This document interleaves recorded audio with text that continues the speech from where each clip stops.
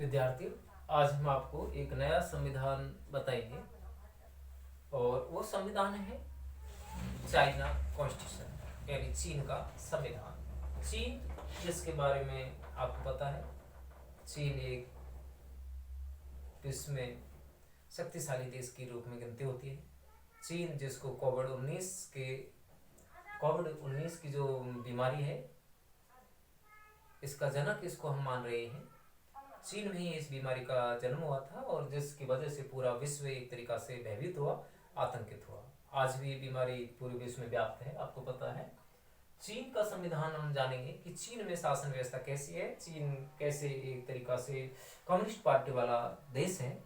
चीन में कठोर दलीय व्यवस्था है, चीन में कठोर अनुशासन है, चीन में कम्युनिस्ट शासन है। चीन का जो शासन है एक तरीका से जो मानो को चलो सरल व्यवस्था नहीं है। तो आज हम चीन की शासन व्यवस्था को जानते हैं कि चीन में क्या व्यवस्था है। तो जैसे और देशों के संविधान को हमने जाना, कि जैसे हमने जापान के बारे में जाना, अमेरिका की बात की, स्विट्जरलैंड की बात की, और तीसरी यूनिट में आपको पता 3 संविधान है। एक तो स्विट्जरलैंड का है, एक जापान का है और एक है चीन का संविधान। तो चीन के संविधान के बारे में आज हम बात करते हैं। तो चीन, जो कि विश्व में सबसे ज्यादा जनसंख्या वाला देश है, आपको पता है कि चीन की जो नीति है कैसी है, साम्राज्यवादी नीति है। साम्राज्यवादी नीति के ही बलबूते पर चीन ने बहुत सारे देशों पर, बहुत सारे क्षेत्रों पर कब्जा किया।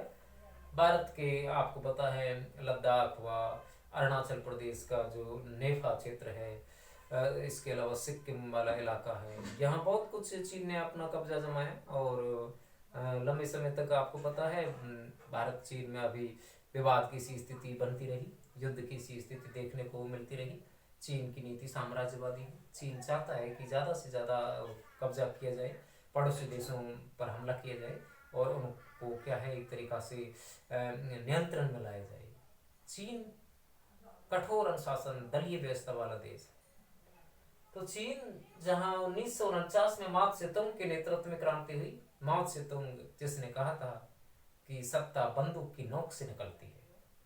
क्या समझे विद्यार्थियों कि सत्ता बंदूक की नोक से निकलती है? इसका मतलब ये हुआ जिसके पास पावर है, शक्ति है, वो ही साम्राज्य बढ़ाता है, वो ही शासन करता है। तो साम्राज्य बढ़ाने के लिए ये शक्ति में विश्वास रखता है और यही कारण है कि चीन अपनी सेना बढ़ाता है, ज़्यादा से ज़्यादा हथियार रखता है, दूसरे देशों पर नियंत्रण रखता है, दूसरे देशों को हथियार भी भेजता है, आतंकवादियों को भी एक तरीका से बहुत कुछ सीमा तक वो पनाह देता है या आतंकवादियों को बढ़ावा देता है। आज भारत में जो आतंकवाद की जो बातें देखने को मिलती हैं, उसमें बहुत कुछ चीन अप्रत्यक्ष रूप से भूमिका निभाता है, किसी प्रकार का सहयोग आतंकवादियों को देता है। तो यहाँ हम देख रहे हैं कि चीन जो देश है, चीन की शासन व्यवस्था को हम जान रहे हैं कि चीन जहाँ साम्यवादी क्रांति हुई 1949 में, चीन एक कैसा देश बन गया? चीन एक साम्यवादी देश बन गया है। चीन में कम्युनिस्ट पार्टी का शासन है, एक दलीय शासन है। 3 तरह की दलीय व्यवस्था है पूरे विश्व में, या तो कहीं एक दलीय है, कहीं द्विदलीय है और कहीं है बहुदलीय। जैसे आपको पता है भारत में बहुदलीय है, और अमेरिका हुआ, ऑस्ट्रेलिया हुआ, आयरलैंड हुआ, जर्मनी हुआ, ये जो देश हैं, अमेरिका भी है, ये जो देश हैं ये कैसे हैं? द्विदलीय वाले देश हैं। और चीन जो देश है वो कैसा है? एक दलीय व्यवस्था है। कैसी व्यवस्था है विद्यार्थियों? एक दलीय पार्टी सिस्टम है और उस पार्टी का नाम है कम्युनिस्ट पार्टी, यानी साम्यवादी दल। साम्यवादी दल, ये वही साम्यवादी विचारधारा है जिसका दूसरे विश्व युद्ध के बाद काफी प्रभाव बढ़ा था। आपने देखा कि जो शीत युद्ध हुआ था, उस शीत युद्ध में हमने देखा कि एक तरफ तो सोवियत संघ था, एक तरफ अमेरिका था।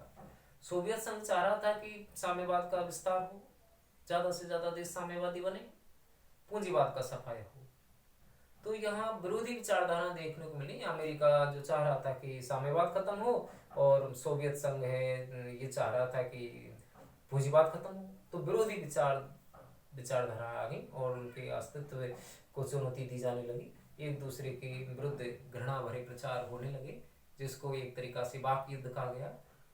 एक तरीका से शस्त्रों की होड़ बढ़ गई, हथियारों का जखीरा जमा होने लगा। ये सब चीजें शीत युद्ध को बढ़ावा देती थी। तो वो एक राजनीति रही, शीत युद्ध की राजनीति, जो लंबे समय तक व्याप्त रही। उसी में हमने देखा कि साम्यवादी जो सोवियत संघ था उसने भी चीन को साम्यवादी रंग में रंगने का प्रयास किया और चीन साम्यवादी बन गया। आज हम बात करेंगे कि सोवियत संघ नहीं रहा है, सोवियत संघ में से साम्यवाद बिखर गया है, साम्यवाद विचारधारा नहीं रही है। यदि आज कहीं साम्यवादी विचारधारा है तो वो है वो चीन कैसा देश, साम्यवादी देश है, जहाँ सोवियत संघ बिखर गया है। 15 भागों में सोवियत संघ बट गया है, टुकड़े हो गए थे 1991 में सोवियत संघ के, अब वो नहीं है, उसका स्थान रूस ने ले लिया है। चीन एक तरीका से 1949 में क्रांति हुई माओ त्से-तुंग के नेतृत्व में और चीन एक साम्यवादी देश बन गया। विशेष बात आपको जो जाननी है वो ये है कि भारत एक ऐसा देश है जिसको शुरू में ही भारत ने इसको अपना मित्र बनाने का प्रयास किया और एक तरीका से सबसे पहले भारत ने ही इसको मान्यता दी थी चीन की साम्यवादी सरकार को। जहां अमेरिका जैसे देशों ने या और देशों ने इसको लंबे समय बाद मान्यता दी और हम देख रहे हैं कि अमेरिका ने तो इसकी जो यूएनओ है, यूएनओ जो एक बड़ी संस्था है, उस यूएन ने तो 1971 में जाकर के चीन को साम्यवादी देश के रूप में मान्यता दी। यहाँ जो माओ त्से-तुंग के नेतृत्व में जो क्रांति हुई और उससे पहले की जो सरकार थी वो फार्मोसा वाली जो सरकार थी वो एक तरीका से यूं कहें कि जो साम्यवादी सरकार थी उस साम्यवादी सरकार को मान्यता नहीं दी और जो एक तरीका से लोकतांत्रिक सरकार थी फार्मोसा के नेतृत्व में, वो सरकार ही उसको मान्यता देते रही, उसको ही मान्यता देते रही, साम्यवाद को मान्यता नहीं दी गई। 1971 में जाकर के साम्यवाद को मान्यता दी गई। तो फार्मोसा जो क्या है कि लोकतांत्रिक सरकार थी, वो फार्मोसा वाली जो सरकार थी लोकतांत्रिक थी, उसको मान्यता दे रखी थी, साम्यवाद को मान्यता नहीं दे रखी थी। ये साम्यवादी चीन है, ये तो 1971 में जाकर के इसको क्या है मान्यता मिली, एक तरीका से यूं कहें। अब हम बात करते हैं कि यहाँ एक दलीय व्यवस्था है, कठोर अनुशासन है, दल की सदस्यता हर किसी को नहीं मिलती है, कठोर नियम है और उनका जो पालन करता है कठोर नीतियों का वही दल का सदस्य बन सकता है। तो यहाँ चीन की व्यवस्था कैसी है, कठोर एक दलीय व्यवस्था है, कठोर नीतियां हैं।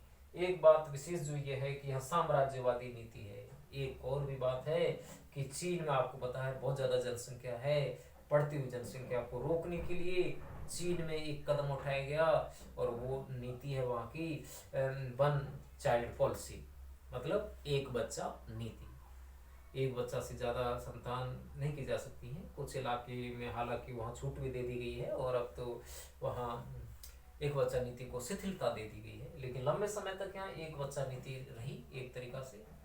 चीन जो कृषि प्रधान देश रहा है विद्यार्थियों, आज चीन ने बहुत तरक्की की है। चीन की अर्थव्यवस्था आपको पता है विश्व में एक उभरती हुई अर्थव्यवस्था वाला देश है। अमेरिका और जो जापान है उसके बाद हम बात करें तो चीन की अर्थव्यवस्था है।